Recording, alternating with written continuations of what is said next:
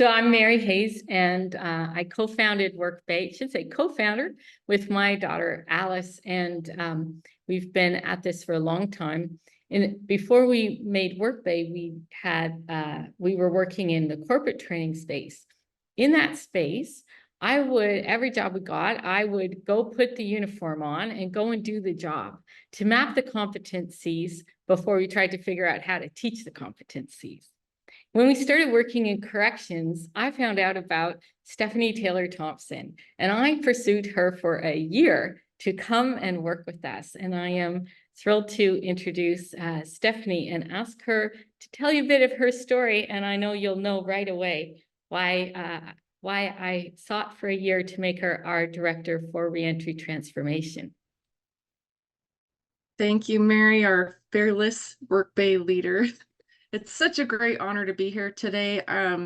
It's just, I hope after hearing my story and my why behind what we're doing at Workbay, you will feel just as empowered as I do. This coming Sunday will be my 13-year anniversary post-release from an Idaho prison. February 11th, 2011, I was released in the middle of winter with what was supposed to be a strong reentry plan. It completely fell apart, and I was released homeless with absolutely no skills, what I thought was no transferable skills into the community, and essentially just a list of my transgressions. I had nothing more than a prison ID, my shower sandals, and some prison-issued clothing that I must note was 3 sizes too small. And like so many people that find themselves incarcerated, I too have a very challenging background. I am a survivor of childhood abuse, childhood sexual abuse, human trafficking, an attempted murder on my life, sexual assault, and the cherry on top of all of that, thyroid cancer with no health insurance. So I was introduced to my trafficker at a very young age, and that led into a severe dependency on methamphetamine and cocaine, which didn't end until I was 27 years old. I entered prison with little skills. I had the equivalent of a 5th grade education, and just absolutely no self-worth, no self-esteem. I went into prison thinking that I was worth absolutely nothing, and there were just not a lot of resources when I was incarcerated. I think at that time, the Idaho Department of Correction, they were dealing best with what they had, and they just didn't have the support and education that they were needing to best support those incarcerated. So I took every class that was available to me, and I mean really just classes that I had taken repetitively, thinking for a change, things that I had taken out in the community and essentially just didn't work. They weren't propelling me any further. So gratefully, by the grace of God, I was released early. I had a 17-year sentence and was released and just scared to death. I didn't know what I was going to do, and just really had no hope at all. I was so grateful and extremely blessed to have a parole officer that really understood the barriers that I was facing and the gaps, the bridge, what a strong reentry plan looked like. So she filled in wherever she could, and because of her, she was able to help me identify skills that I never thought were marketable, but she helped me. So I was able to get into a job working in fast food, which led me into working as an office specialist at a furniture store. And she just continued to encourage me more and more, and I decided to enter into college and later graduated with 3 different degrees and honors, shook hands of professors that once told me that I would never graduate. I am a person with a traumatic brain injury, and was told that I would essentially never be able to get through college, and I did. because I had people that believed in higher education and they believed in the importance of things like digital literacy.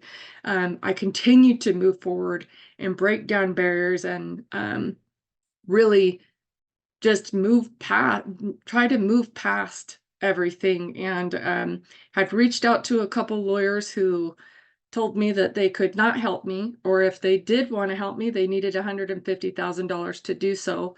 I wanted to apply for pardons and was told over and over and over again that no, it would never happen. If I had $1 for every time I was told no, I would be an extremely wealthy woman. I'm comfortable, but not that comfortable. Um, and so I decided to do it on my own, and I searched Idaho statute, federal statute, Montana statute, and due to my own work, I was granted a full pardon in the state of Idaho in July of 2017, and then another full pardon in the state of Montana in December of 2017. Completely unheard of. So I now volunteer my time ensuring other system impacted individuals have access to clemency so that they can move forward. This is just a little bit of the reason why I am so passionate about the work we are doing at WorkBay, and why digital literacy is important. If I had access to this, I would have been utilizing my years of incarceration much more effectively, and essentially would have been released a better prepared person, not only for myself, but for my community. Digital literacy should be a core competency in corrections. It shouldn't be something that, looks good, sounds good, and feels good. It absolutely should be something that it should be there. As you are well aware, digitization promotes incarcerated persons' social skills, self-esteem, and rehabilitation, which promotes stronger reintegration back into society. Incarcerated people will be more prepared to re-enter into their communities and ultimately have a better chance of staying out of prison. The core competencies of digital literacy: finding and consuming digital content, creating digital content, and the ability to store and communicate effectively will promote rehabilitation and strong re-entry. Incarcerated individuals, they have to have those basic digital skills. I was incarcerated in 2010, and we all know what technology looked like then. When I was released, everything was completely obsolete. I had to start over. I didn't even know how to send an email. And I was someone who had been out in the community for a long time. Can you imagine what that looks like for a person that has been incarcerated for 5 years? Even 5 months technology. Look at how much technology advances in just 5 months. Digital literacy must be something that we are continuing to share over and over and over. And with WorkBay, we are bringing enterprise class solutions to bridge over barriers to employment. We are asking incarcerated folks, what is your education now experiencing and goals? What do you want to do? What are you passionate about? And more so, letting them know you do have transferable skills. You are important and you have things that can transfer back out into the community other than your list of transgressions. I graduated with degrees in sociology, criminology, and general studies. I'm finishing up my master's degree with a lot of gray hair. I have taken the LSAT. You can get anywhere from a 120 to a 180 on the LSAT. I scored a 160. I do plan to attend law school and help other system impacted individuals recover and find restoration. I have done a lot of work in my community, in my state. I now serve alongside our governor, Brad Little, and I am a commissioner for him. So he has tasked me with quite a bit, and I'm a cheerleader for. I don't believe that anybody is voiceless. I believe that everybody has a voice. We just need to pass the microphone. So there are 600 to 750,000 people who are released from state and federal prison, like Stephanie, although there's no one like Stephanie, but like Stephanie, released with a fragile reentry plan, money that they have in their pocket, and perhaps like Stephanie, no coat in February in Idaho. And they are dependent on being received by probation and parole officer, vocational educator. And I think I saw in the comments people complimenting Stephanie for her candor and energy of speaking, but she knows that she's speaking to educators. And we respect y'all so deeply that we don't quite have words for it. I started out doing corporate training, and from that saw that people were going through frontline jobs without getting any deed and title to the knowledge. And so in 2006, Walmart said we're spending $4,500 for every employee we train, and about 400,000 people were going through that revolving door of a year and leaving with no deed and title to their skills. And like as Stephanie said, like folks in corrections, they leave with only a record of transgression and no deed and title to their skills. So we're very much interested in seeing people be credentialed and those credentials be recognized. And so we thought, and that takes a village, that we would look on the other side of the transom of the door to training and look into the community of how are we working together to prepare people for employment.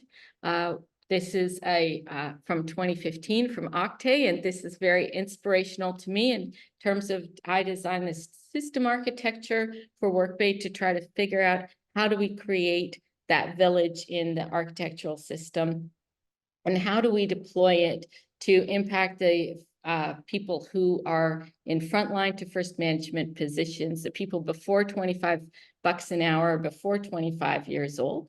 And that's who we've really designed Workbay for. And so we are managing lots of workforce transitions, but incarceration to employment is our theme today.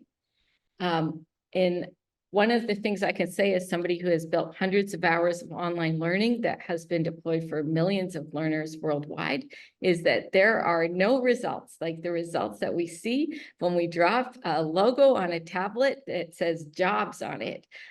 People immediately start logging in. They complete courses like no other cohort of learners. They're building their resumes. It is extraordinarily motivating to see the kind of engagement and results that we see from people who are under judicial supervision.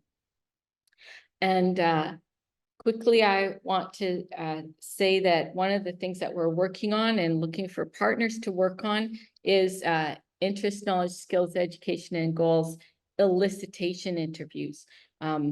To do this inside of a judicial supervision setting, it's very limited in what you can do in terms of text. And we know that literacy is barrier of access to folks, and their ability to articulate and advocate for their skills, their knowledge, their education experience and goals is limited too. So we are currently working on an audio AI mediated system, and we're working with the largest, one of the two largest tablet providers on their next release of tablets for 2025 that will allow audio intake that we can then do an audio capture and then use that metadata to help to match people to careers in their geographic region and to give them credentials for the things that that they self-declare, as well as the things that we can verify and validate. And all of it goes back to a dashboard, and everybody sees the results based on